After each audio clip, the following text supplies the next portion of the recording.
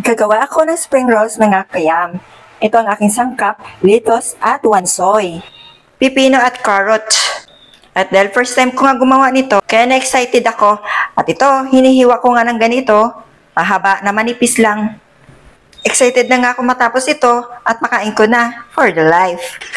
Ganun din ang carrots, ganito din ang paghiwa, mahaba. At naglagay lang ako ng buwel na tubig o maaligamgam at dito ko isawsaw ang rice paper. Huwag masyadong ibabad ang rice paper kasi hindi rin maganda, napupunit ito at nagkukulubot for the life. At ito na nga ang ginawa ko, tapos na ako magayat. At ito na, niroroll ko na ng ganito, na-arrange ko na. Ayan. At ganito nga lang pagbalot, mga kayam.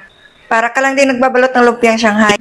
At marami-rami nga ang aking nagawa dahil marami din kami kakain. Kailangan lang talaga dito masipag kang magbalot for the life. Paborito ko kasi ito, pag kumakain kami sa labas, ito talagang ino-order ko.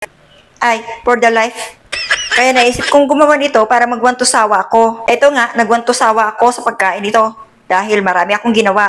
Ayan. Ay sus, natatakam talaga ako. Ay, napakasarap naman talaga dito. Kaya yung mga nag-healthy-healthy yan dyan, hala, subukan nyo na ito. Napakasarap.